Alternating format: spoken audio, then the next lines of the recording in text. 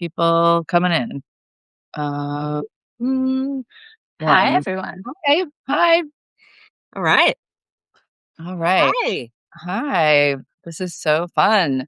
Um, I was just saying earlier, I'm not really a morning person, so if I blink a lot, it's because I'm getting it together.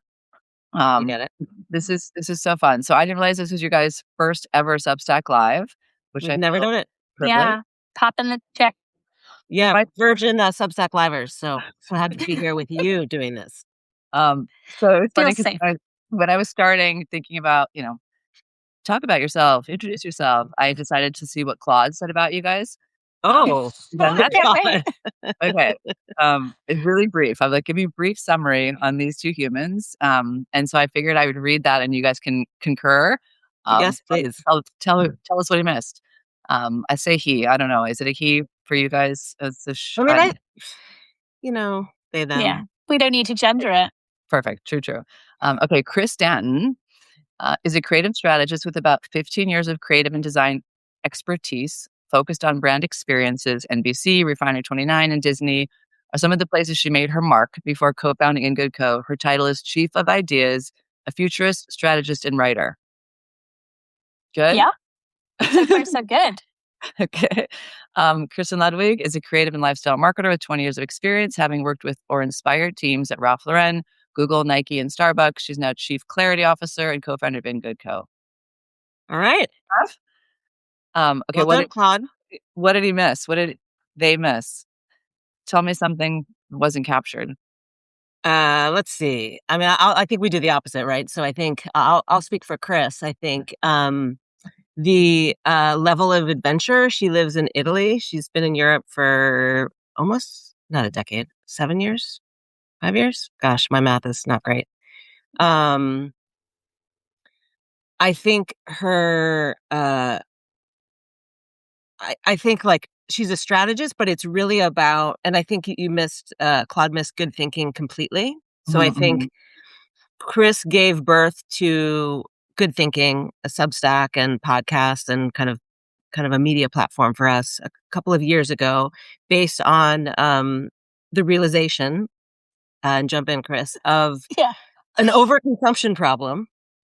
Yeah. And putting together, and the last thing I will say is it's really about what you do of having this information, but really about pulling together the ideas and the commonalities that become signs, that become trends, that kind of really seeing that. And we've always been using that information the way that we work with brands and strategy meetings and, creating their positioning, whatever it might be. And now it's good thinking and other things. I love it. Can you break down that's the base, and then there's the podcast, Substack, obviously the conferences, the places you guys all go. What is separate and what is together in that bucket? All together?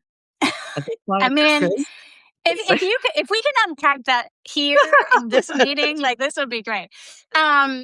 No, I mean, one of the things that's interesting about good thinking is that it wasn't a premeditated idea, right? Like it came out because I was like truly consuming too many Substacks and sending Kirsten too many Slacks. Like, have you seen this? Like, this is emerging. Like, it was getting out of control. So our day-to-day job in Good Co, like, still very much like how we exist in this world and make money in this world and do things.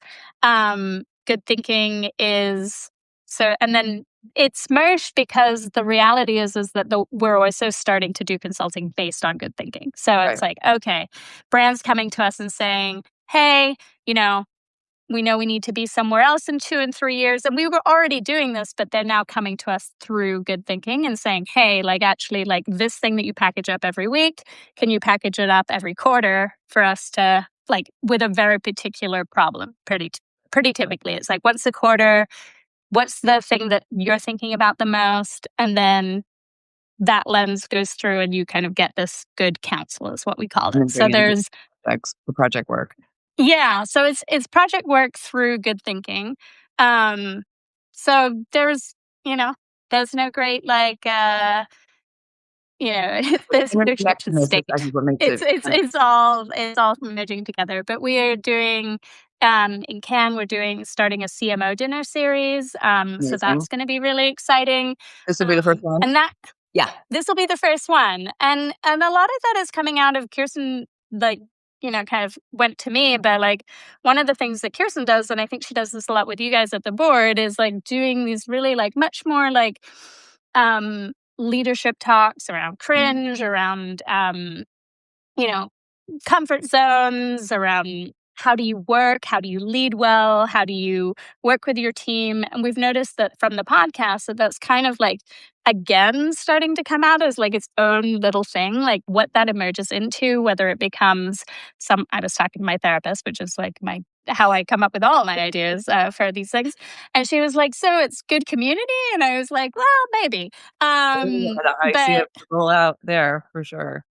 Yeah.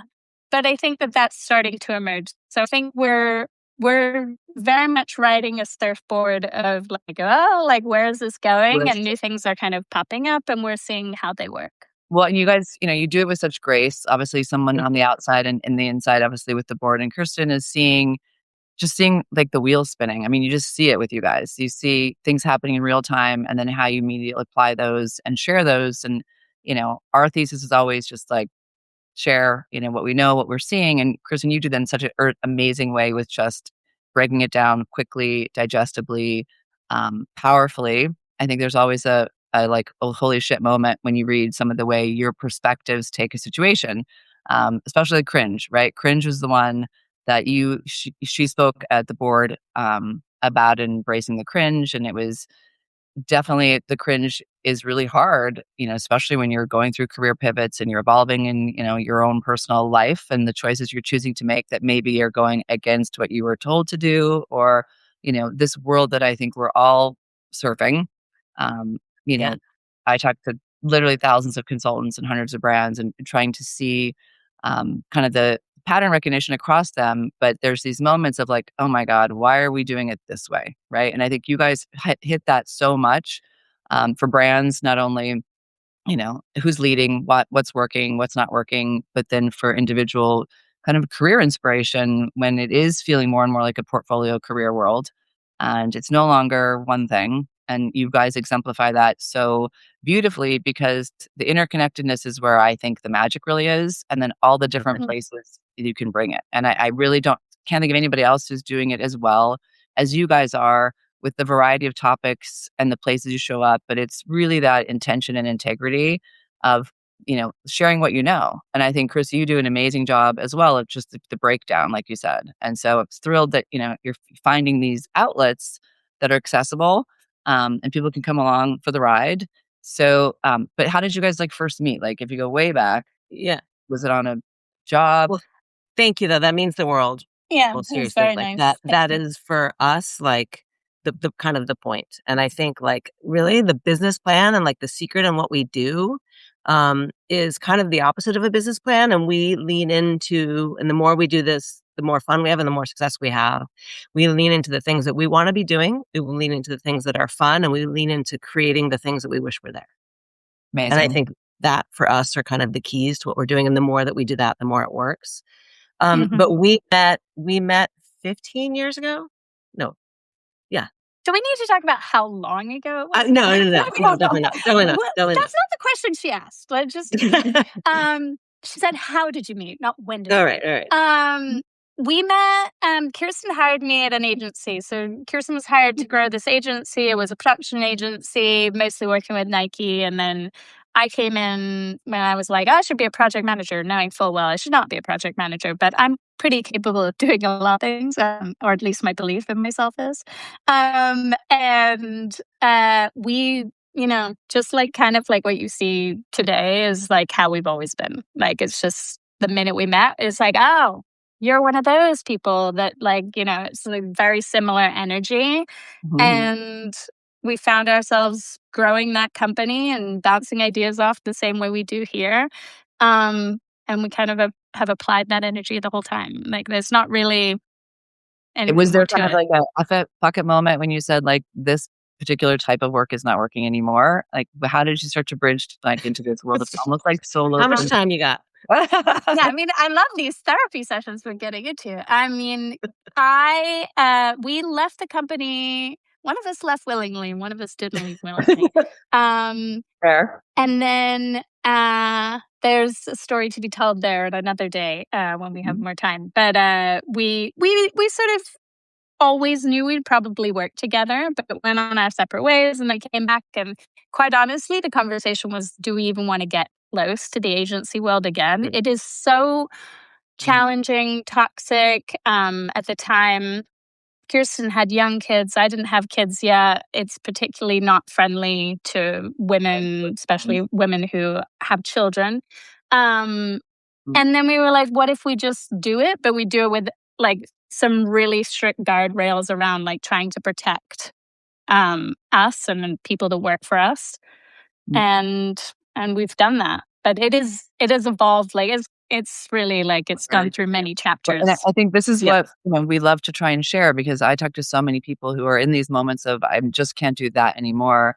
I'm not quite sure where I'm heading. And I think now as we're all seeing, thousands of layoffs, really careers disappearing, industries completely imploding, toxic cultures, like you said, is such a big push out, and yet they still very much exist. And as you're finding your way, and it's kind of the world of the personal brand, and I know that's a topic you guys tackle too. And it is, how do you separate your personal selves from your together company? And then, I mean, I battle with this too, with just, me as a person, what I'm doing at the board, what I'm doing, I'm a voter, whatever, all the things that we do that kind of define who we are now, when it's no longer April, CEO of X, right? It's this breakdown of who we are. I'd love to hear a little bit about how you guys are doing that collectively, but also, where do you belong in certain parts of the day almost, right? Yeah, I mean, I think it's a great question. God, I do love these conversations, and it is like good therapy. These are the good things that we get into. I think the reality is, and this has always been true, like we're kidding ourselves if we're like, oh, this is the work version of me, and then this is the at-home version of me, and then this is where I'm going to be with our kids. Like it's all a big fucking stew. I hope I can swear on that. Oh, yep. You can't. We're really screwed. It's all good. I embrace that very much. So it's always been muddled together.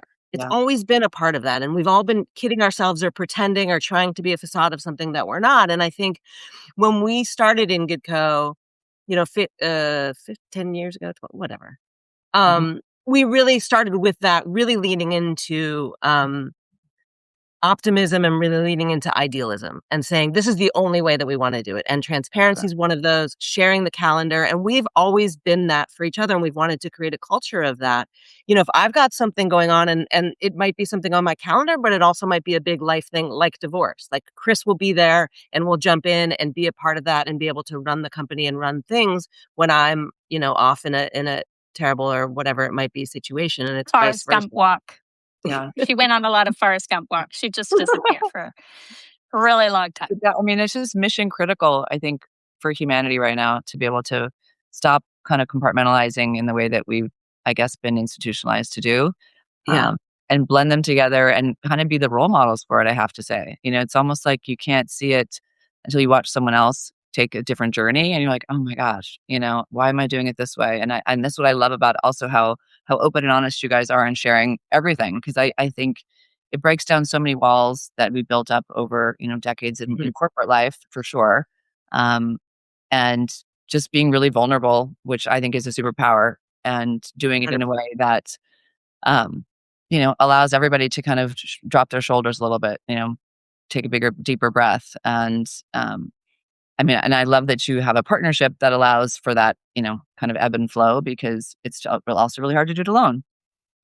It really is. And we've talked about that a lot, just the partnership and how lucky we are. I mean, we work at it. I will say that that's one of the things of like, something comes up and we don't let it fester. We don't let it. It's like, hey, like I noticed that kind of you were I felt like you were feeling this way at a particular trip or whatever it might be. And like we hit it in the head and we talk about everything. And it might be like, I'm going to slack her and be like, hey, I'm in a shitty situation. Something's happening with my kids. So this is how I'm going to be today. We kind of I love have that giving a heads up. Yes, there's a lot of heads upping. There's a lot of like, hey, like, but I think similarly, like, I think there's a lot of talk around like the vulnerability, but we also share a lot of fun. Like, I like, I think that one of the reasons why this works is that we've talked at length about like how we're quite different when we travel to most people, that we can go go go go go go go at a very similar pace. Wow. And a lot of people would not like hanging out with us. I We I get that. go. I did that with Kirsten in South by last year. Yeah. I go that pace. Yeah. And It's it's intoxicating, right? When you have a partner that can do that too. Yeah, I would just say, like, if you look like I recommend that everyone always try to find someone to do this with, because I think you don't just 2x yourself in terms of productivity, and not just productivity, but fun, load, all of the things. It's 10x, like every single like, and that's not true for every single person, but I do think a duo really it takes a lot of the weight off. And starting that way, I think was really beneficial to us. But I would find somebody, if you're doing that, that has a similar temperament to you, Yeah. because it makes it a lot easier. Like, we have It's so fun. Like, much more that's what the fun. It's podcast so is. much more Yeah. fun. The fun part, I mean, what's the point, right? If it's painful. And I think But you yeah, guys embody that really clearly, in your conversations. And it's just inspiring for people who have been in kind of punishing cultures, Yeah. to realize that there's other avenues to take and to create. Like I said, to watch people doing it, and then each new vehicle or platform you explore with that, hey, we're not experts, but we're feeling this is the where, where to put our energy.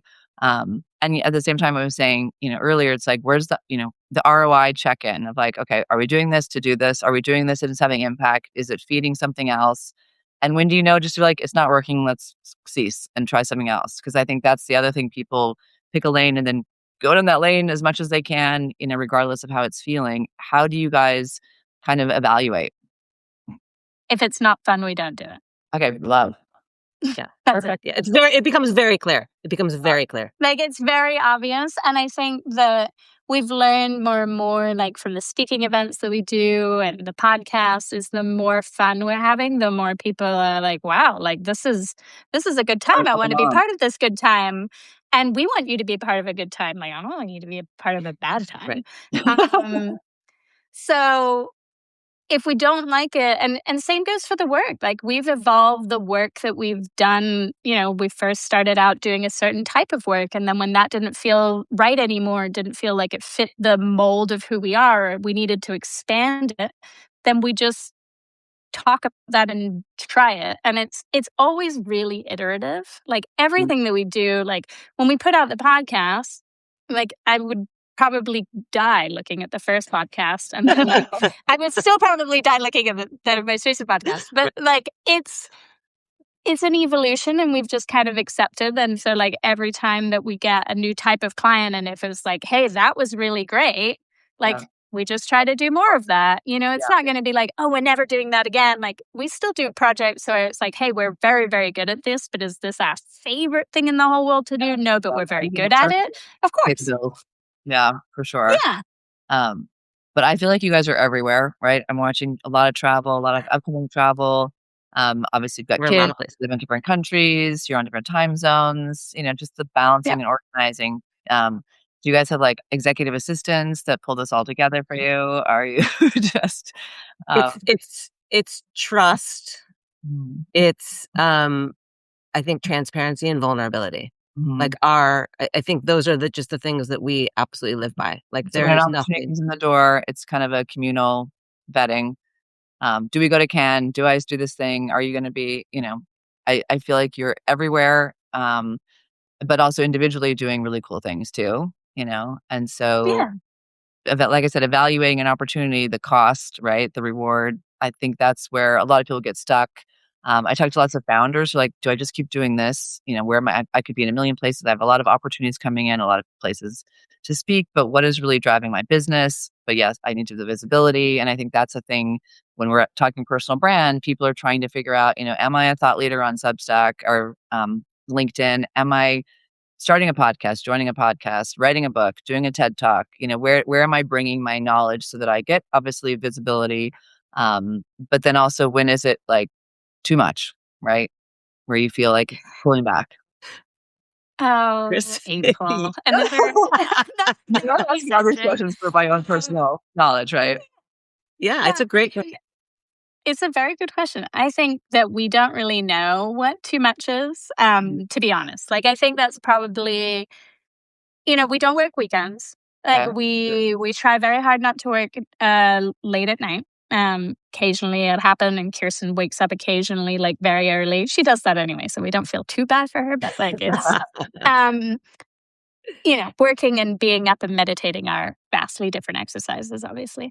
But I think that we have a lot of boundaries around like workload, and like truly not working on the weekend is a like hard and fast rule. And I think we just try to say yes to the things again that excite us, that we think are propelling things forward. But like, you never really know. Like, we went to Cannes last year and we were like, like, do we belong at Cannes? Like, I don't know. I would say that newsletter and the Salone newsletter were two that, like, it was like you can see the spike, right? But those were risks. Like, it was like, hey, like, I would like to go to Salone. I happen to live in Italy, so it's not so like hard. But I'd like to go Kirsten's like, I want to go to Cannes. And then, so we did that, and it turned out to be great. And now we're going back in a bigger and better way. And I think that's just kind of how we try it. We see if we like it. There are things we don't like, things we do like, and we just kind of go. Repeat the exercise. I think we've always pulled a page actually out of Diane von Furstenberg's book. Ooh. Like, be the woman that you should, be the woman that you wanted to be. And I think we've always created the company that we wanted it to be. I love that. And we didn't sit and go, oh, I wonder if it's going to, like, that's just not, it's not the way that I can possibly operate. Right. So good or bad. But I think it's just, we've always said, this is what we want to do. This is what we want to be. This is how we want to show up. These are the stories that we want to tell. This is the work that we want to be doing. And we've just leaned into that without asking for permission, without looking at the ROI, without doing that, believing that if we really did that, if we really leaned in with everything that we have, that it would work out. It's almost like creating your own mission statement, right? For your personal brand. Like, when I left my last corporate job, and it was like, what do I really want next? And it was, something I can have agency over, something that I can do from anywhere, and something that I can do forever. Those are my three things. And when I was at Danton Furstenberg, she had a million of those sayings. And, you can have a man's life in a woman's body. We had a lot of them. But we also did this thing when we were designing clothes where it'd be like, does it fit the brand? And there was three things. Is it like effortless? Is it cool? Is it on the go? So if it was like a big bulky jacket, we're like, is it effortless? Is it cool? No, it doesn't really fit, right? The brand. And so it's having those things clearly defined for yourself, especially when you're making a shift or you're starting something new. That I think it's so important, because you can easily fall into the shoulds, right? And I think that's the horrible place to operate from. Something I'm still today even trying to pull out from under. I shouldn't go away for 20 days, but why not? I mean, and so you did. I love that that's super baked in. I think one of your last things you guys also talked about is optimization. And this is the other thing that I think I'm now kind of getting stuck in, is over optimizing. When you do have kind of a plan of action, and do you guys get a sense of that's what's happening in the world as well as personally? It's kind of insane, right? And how do we stop? Well, I think it's interesting. I went to the Substack conference. Gosh, was it last week or the week before? Who knows? Last week, I think. Time is just not important. And one of the things that somebody said was like, if I do this thing because if I were optimizing for the ROI, I would literally create nothing good ever again. Right. And I was like, that is how I feel. And And I think a lot of brands have spent the last 10 years trying to like micro optimize through like performance marketing, or like even with jobs, it's like, I'll take this like little, like career bump, or this like extra thing on my title. And like you're trying to get this perfect title and this perfect job and this perfect situation. And then you get laid off, right? Like it's like, okay. Like, and then the world like crumbles out from under your feet. And I think that if you want to do something really, like the brands that do really, really well do it because they have conviction around it being right. And then they invest in the brand that leads to that conviction, right? Like they have the conviction, they have the kind of the belief, the North Star, blah, blah, blah, whatever you want to call it.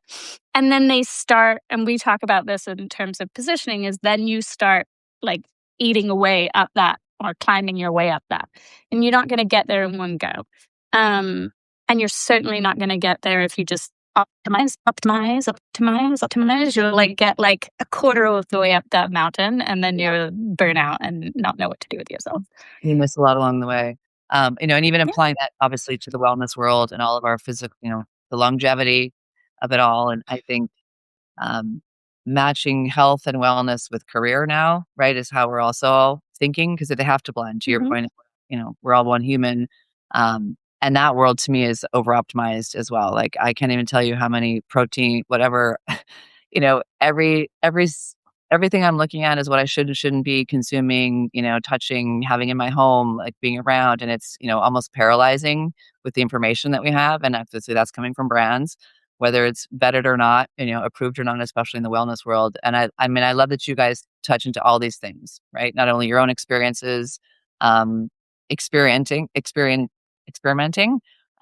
with things that are mind expanding, body, development. And again, they go back to who you are, who you bring into opportunities and business. And so what I'm seeing more and more is just everybody's trying to push through these siloed aspects of us. And you guys do it, like I said, in such an incredible way.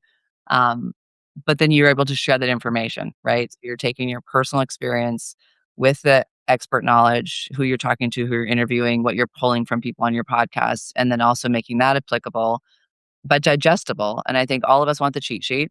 I definitely want the cheat sheet For from sure. someone I trust who's kind of gone through it. What kind of, I guess, impact do you love coming off of these, platforms, right? So if it's, we want people to walk away feeling smarter, stronger, more connected, like, is there an aspect of that as well? Or is it just an innate kind of flow of what's driving you? And some people will jump on or not. Like, do you think about the end consumer, in terms of the information you're sharing? Or is it just like, I just love this topic and I'm going deep? I think Kirsten will answer this very differently to me, but Ooh, I love I'll it. let her go first. I think it's both. I think that we lean into what we want to know, what's happening. And I think in a perfect storm, it's like Chris is like, oh, I just found this thing and they're doing this. And it's like, oh, wow, well, I was experimenting with that. We're doing that. And then we're leading into like a third part of that that's really interesting to us. And then I think we do think about like in the framing and trying to articulate the conversation, which is just her and I chatting on our podcast, but we do try to say like, oh, look, there might be other people listening. So maybe we should say like, what's the brand takeaway? And we do try to like really pull that out to make that very clear. Because for sure, and I think that's one of the biggest things with good thinking. Like we've been having these conversations forever, and there's Right. great big That's takeaways. what I was going to say. I nailed it. Yeah, I mean, if you hang out with us at a bar in Soho House or somewhere else, and you sit down on a Monday night or Friday night or Tuesday morning or Wednesday afternoon, you're literally going to have the same conversation that we have on the podcast. Like, this is truly, it's not a persona. It's like, this is just what we like to talk about. This is, like how you have your friends who are like your hiker friends and your this friends. It's like, Kirsten's my brand friend. Like, this is what we talk about and we nerd out on. And so I like to think it's like multiple people have said, oh, it's so generous what you guys are doing. And it's like, well, at the end of the day, like, it is generous. We are giving it away in so many ways. But it's also like, it comes from a place of this is truly something that we enjoy, that I just like when I write it, it's like this is doing something for me. Like I write this for me. So many people are like, why do you not have like chat GPT pulling all of your trends and like you could train it and I could do that. I'm very good at using Claude. I built like 5 things this morning, but it wouldn't do the same. And I think that goes back to the optimization, is that if I optimized it, then it wouldn't be delivering what I'm getting out of it, right? Yeah. It wouldn't give it anymore. So I think, yeah, it is generous, but it's also like who we are and like giving something for ourselves, like to ourselves. Like Right. this It's that. podcast does something for us. Yeah. So important right now, I think, to think that way versus the scarcity mindset, this sense of you got to pay for it. There's a paywall if you want, everything's a paywall. And understanding that is only, making you stronger as a resource by doing that versus the reverse. And it's so important, I think, for humanity, quite frankly, to really think that way, that there's what are we all sharing? What are we, how are we helping someone because of the work that we've done or something that we've seen, read, and then pulled our own intelligence in to have that conversation. And we're getting more and more into soundbite land, more and more into, AI, everything, and losing so much, I think, of the conversation piece. And I think what you guys do, because it's also digestible, right? No one wants to read a white paper, but it's done in a way that is entertaining and fun, and so human. And I love it. So I'm a huge fan, obviously, and I know we're at time, but where can people find you next? And kind of just lay out all the places where we should be connecting, personally, in real life and not. Yeah. So Well, in real life, we're going to be in Cannes Right. in 2 weeks. We'll Yes. be there. So come and we'll have a happy hour. We'll do something. So follow the Substack, and I just share out when we're doing things. Kirsten also does Breakfast Club in LA, so you should see her there. Yep. Kirsten is on LinkedIn every single day. I am on Substack every week, and we publish our podcasts every week too. So there's plenty of places to find us in real life and online. Well, I'm so happy that we got to be your first live. I'm gonna, put that in my history book. Yeah, this Yes, is please fun. do. Yeah. It's going Yeah. going places. Thank You guys you are again. Yeah. Yeah. Thank you for this conversation. Adore you, April, and you know that. And just love what you're doing and the community and conversation that you're really creating with the board, but also with everybody. And I think it's so important. I totally agree. The ecosystems that are connecting now, that are driven by, individuals and not corporations and not companies, I think is really this next move, that, whether it's solopreneur or however you look at it, but it's then all the interconnectedness. And so I'm thrilled that to be part of yours. Amazing. Yes. All right. Thank you. Thank you. All right. Hopefully I'll see you soon. Safe Ciao. travels. All right. Bye.